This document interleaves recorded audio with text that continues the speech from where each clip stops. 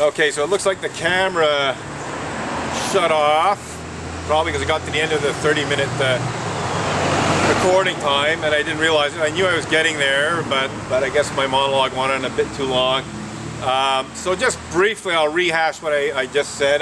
We might be missing some of it, but I remembered that one of the elements of offensiveness in terms of Reverend Ray Drennan's ironically titled wrong message op-ed about the Roman Catholic state funeral of former Canadian Prime Minister Pierre Elliott Trudeau is that towards the end of his op-ed he insinuated that the state funeral itself was a meaningless ritual, but if that wasn't bad enough, he said it in such a broad way that it implied that the rituals of other religions are meaningless. In fact, I honestly can't remember exactly what he said, but I think he even might have made a statement to that effect, that effectively the religious rituals of all religions,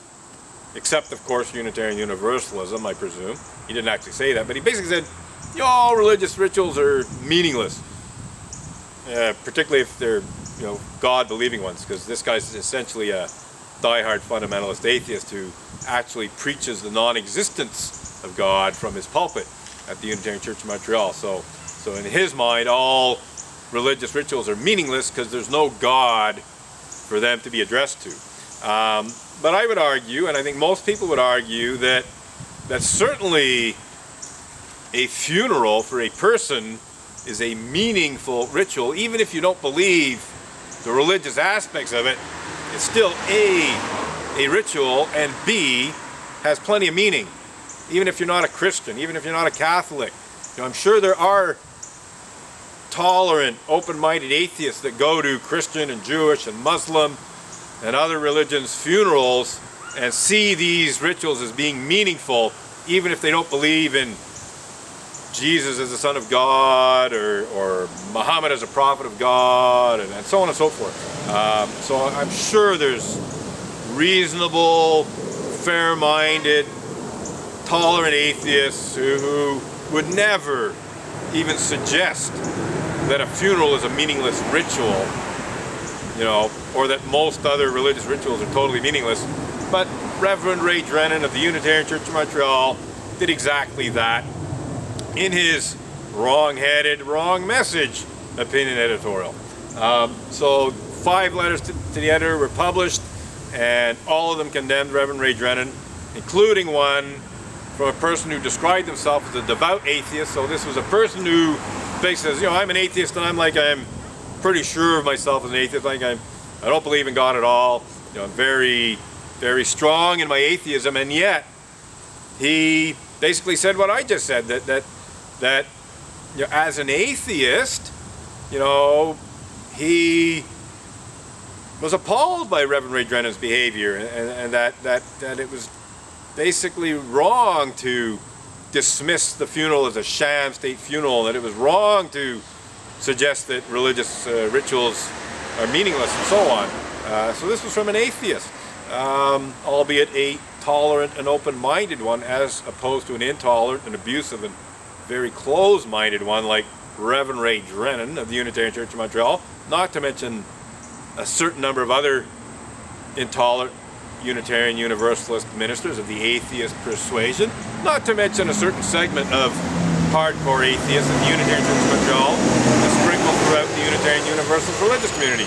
One of the biggest problems with Unitarian Universalist churches, in quotation marks, is that God-believing people can go to attend a service at a Unitarian church only to be insulted by the minister, him or herself, or by the cranky atheists that are in the congregation. I mean, some congregations are dominated by cranky atheists. Others may have a bit of a mix, but there's still, a subset of cranky, intolerant atheists who go out of their way to make God-believing people in general, and Christians in particular, uncomfortable.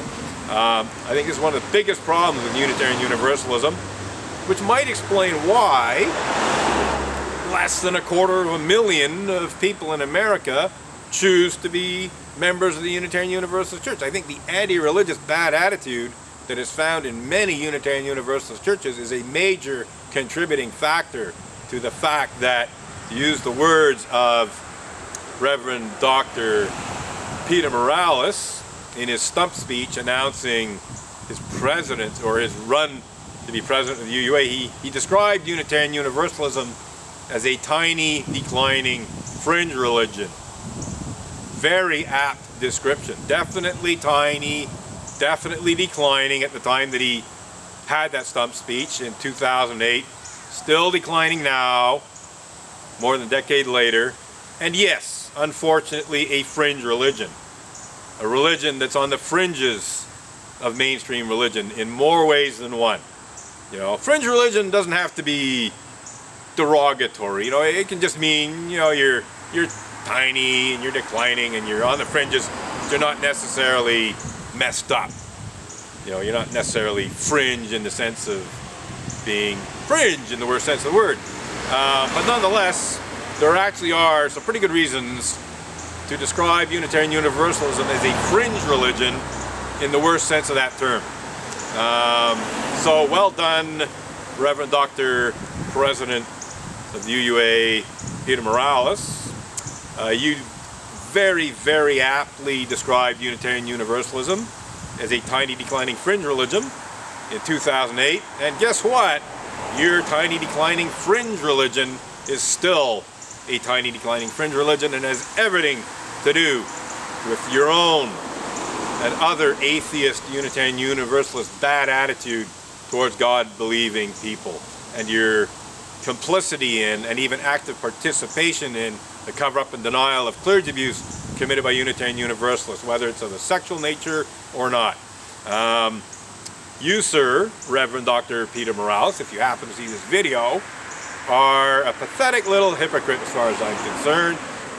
You presented yourself as the man who was going to grow Unitarian Universalism. I remember you saying that Unitarian Universalism could be the religion for our time in your stump speech, and I believe that was your campaign slogan, you know, we could be the religion for our time, or words to that effect. Well, guess what? You're not even close. And the reason you're not even close is because you did not deal responsibly with the things that cause Unitarian Universalism to be and remain a tiny, declining fringe religion. And now you've got the Gadfly Papers, you got Reverend Todd Eckloff, who, by the way, I believe he's an atheist. I believe he's a fairly strong, I could be mistaken. Could be mistaken. He comes across certainly as a humanist, but you don't have to necessarily be a humanist, I mean an atheist to be a humanist. I consider myself to be a humanist. But usually humanist means atheist within the context of Unitarian Universalism, to say nothing about outside of it. You know, usually when you say I'm a humanist, it's usually a polite way of saying I'm an atheist. I don't believe in God, I believe in human values.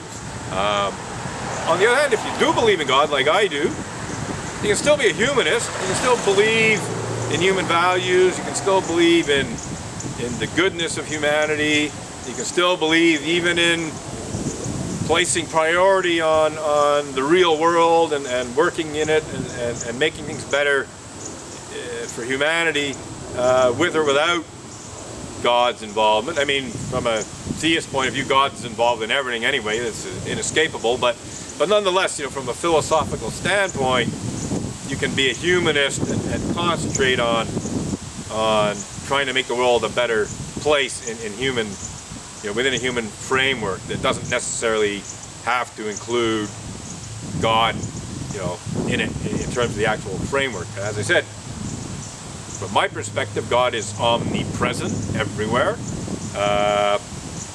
and therefore God is in everything, including cranky, anti-religious, intolerant atheist bigots like Reverend Ray Drennan, even though they don't know it.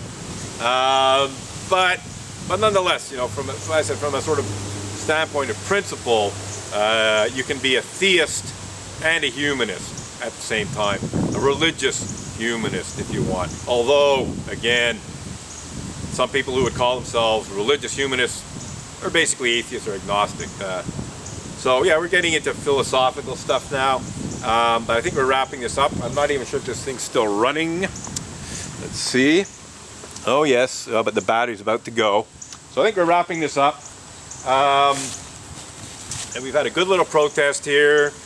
No incidents with the police, minimal incidents with members of the church. A few stupid things as usual. There's always like some Unitarian who's going to say something stupid, and yes, it happened twice, if not one or two other times. But generally speaking, things went very well. I made a lot of points in the monologue. As you can see, I did very little marching back and forth. Basically just doing a monologue to the camera, so it's on YouTube and people can see it and understand the issues. I think we've covered a lot of territory today. It's my understanding that there was a protest outside the Unitarian Church of Montreal today by Mouvement Action Justice. That is their initiative. This was the idea of the president of Mouvement Action Justice, Haj Zetouni, when he saw how my ability to protest against clergy abuse outside the Unitarian Church of Montreal was being suppressed as a result of the false criminal harassment charge against me and the related court conditions and so on, and then the probation conditions arising out of my conviction for alleged breach of conditions. He decided that MAJ was going to protest on my behalf in front of the Unitarian Church of Montreal. They already did it once, I believe, in the spring. And they did not protest during the summer. However, I do believe that at least a few members of MAJ are protesting today. It's probably wrapping up the protest now. I don't know exactly what happened, but if things went as Mr. Zetouni said they would, there was at least a small number of members of MAJ and even some non-MAJ people protesting today. And according to him, he's talking about protesting twice a month in front of Unitarian Church of Montreal. I'm looking at protesting twice a month here on average. So basically, the protest has increased in a way, even though I can't protest myself in front of the Unitarian Church of Montreal. Now there's two protests happening at the same time. Let's see where we are in terms of battery.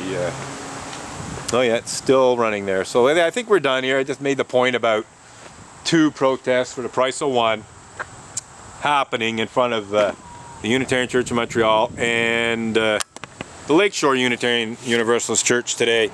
So the second time now. Oh no, I don't think I protested. Yeah, when MAJ did its protest in the spring, I wasn't actually protesting in front of the Lakeshore Unitarian Universalist Church. So this is the first time where there's actually been two protests in front of two different Unitarian churches in Montreal about Unitarian. Okay.